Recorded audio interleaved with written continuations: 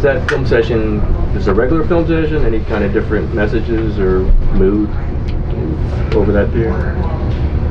Nah, just a normal assessment of how we played and what we needed to do different, and adjusting to their adjustments and all the stuff that you go through in the playoff series. It's frustrating knowing how the first half went. We had a lot of good things happening. Up 11, 7, some change left. And then they go on a huge run and get the crowd into it. And it's kind of just the vibe you get on the road when every possession matters. So just a reminder of that. But the frustrating part is you let one, not to say, we handle that second quarter, we automatically win, but you let that momentum evaporate, and then just made it a little harder on ourselves, and now we got to bounce back. But there's a lot of confidence we can do it.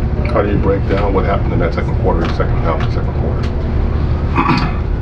Turnovers led to fast break opportunities. They got to the free throw line way too much, and that just changed the whole vibe. Like, it's a possession here, possession there, especially when you have control of the game and control of the tempo on the road. It usually has a trickle-down effect to literally everything. Who's getting shots, their confidence in making them, build up stops, and then you start to create even more separation. Like there's just a reminder of how important it is to win at this level on the road against any team, and we let them get to their strong comfort zone, a strong suit in their comfort zone in terms of free throws and that pace, setting up their defense, and change the whole tune of the game. Do you think that you guys lost your poise a little bit in that quarter? Yeah, I'd say last night was a lot of self-inflicted wounds across the board, and you hate that you have to keep learning that lesson at this stage of the season, but we did, and now it's about how we respond. It's been our MO for a very long time, and like I said, there's a lot of confidence in that. No matter how frustrated we are, that we let it slip yesterday. Do you sense that Jordan is having a frustrated series, maybe even a frustrated postseason, and how could he channel that into something positive?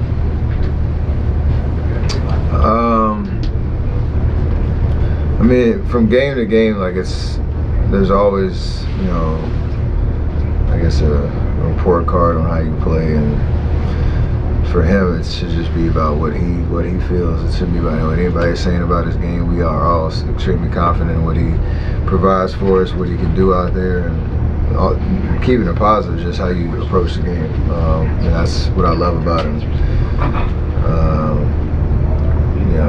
He has great energy, and making or missing shots, it's gonna happen.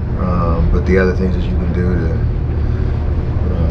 impact the game, and I know he's been putting a huge effort in that. So it's just a matter of sticking with it, because you'll get rewarded in the big picture,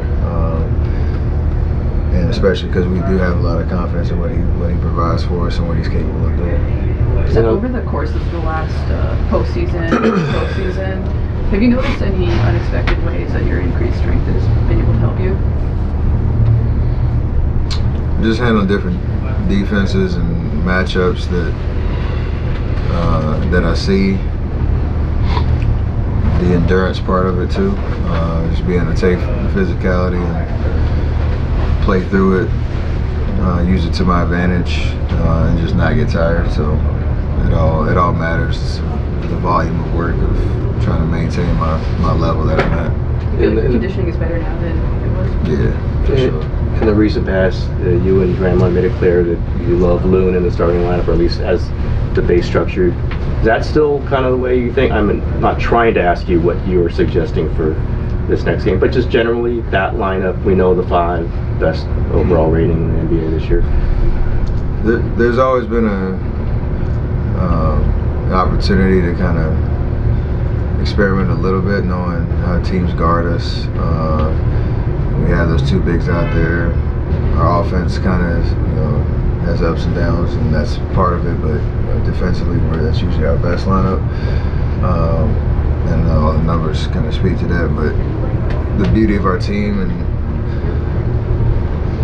the value in Loon, especially, just knowing he can play a lot of different roles in terms of whether it's a starter, whether it's come off the bench, you know, the different lineups he's out there with. Like he accepts all the responsibility and of what he's asked to do, and that's what we love about him, because it doesn't change the way he plays.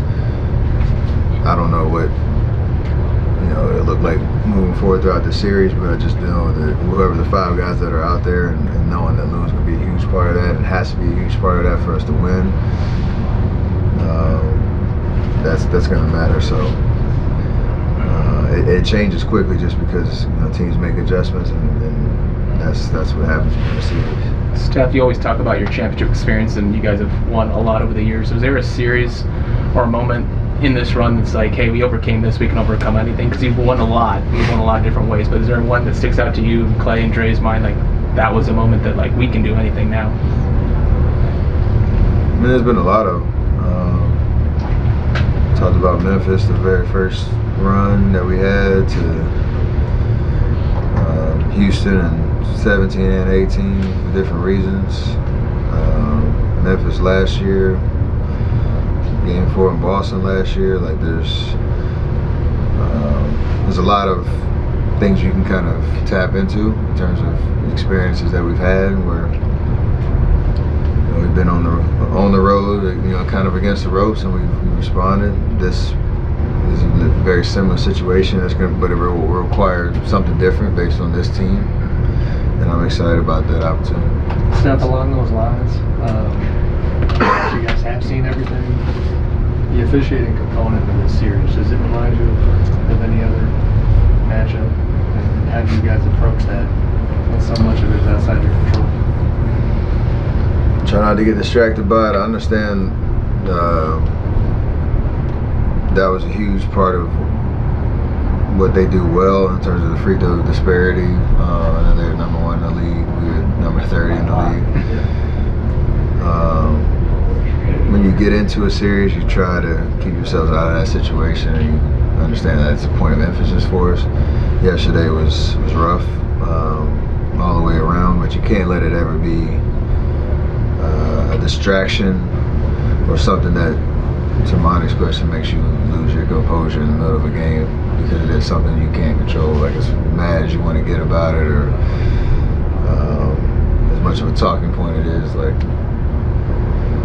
we still had a chance to win the game. So it's just a matter of doing whatever you can to block it out, understand how you can play defense in a way that gets you out of those situations. But even if it goes against you, understand we're talented enough to overcome it, and that'll be a good feeling if you do. Steph, have you been surprised to see Gary follow the rotation a bit in recent games? Like I said, there's a lot of just the way that we're constructed and the way that we operate at times. GP's gone through it, Loon's gone through it, some of our young guys have gone through it.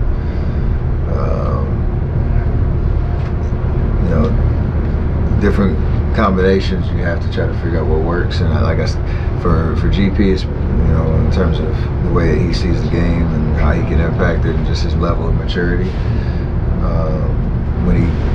When he's out there, he performs, and he knows how to impact the game, and not letting himself get frustrated with whatever playing time it is and whatnot. Just trusting that it's all in the benefit of us trying to win. So I know he wants to be out there. Everybody wants to be out there. But again, the way that we're constructed, there's a lot of different combinations you can go to try to open up some momentum and put yourself in the best chance to win based on the matchup, and that's kind of how it is. Two more. Last game, Steph, you had I think it was 12 shots, and it was like celebrating. You had 12 assists.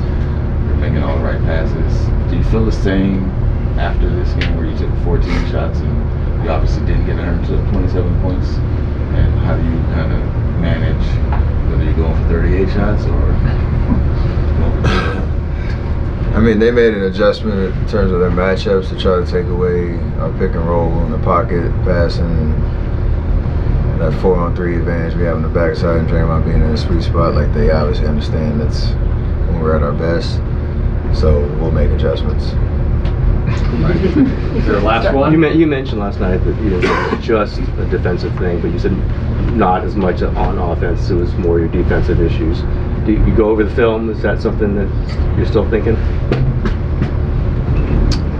Wait, say that again, sir? That you said it wasn't as much about the offense last night for you guys. You didn't say it was only the defense, but you said that more about the defensive issues than it was about offense. Do you believe that? Yeah, because that's more like I said last night. It's like connecting the game in the sense of we had a couple offensively. There's a segment in the second quarter during that run they had where we were the offensive part, we were a little chaotic in terms of our spacing, trying to force stuff that wasn't there, or getting the cleanest of looks, or having turnovers, and then that fueled their transition offense. It fueled their ability to create an advantage and get to the free throw line in a lot of different ways, and then it slowed the game down on the other side. So obviously you don't want D'Lo to get going crazy like he did in the first quarter. So that kept them afloat while they were trying to settle in. And then because of the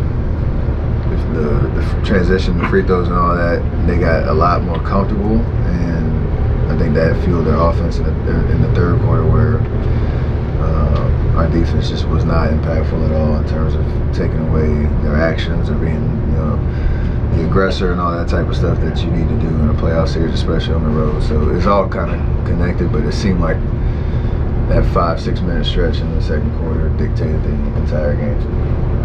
Great, thank you. Appreciate that. Let's get ready for Hoop Jab.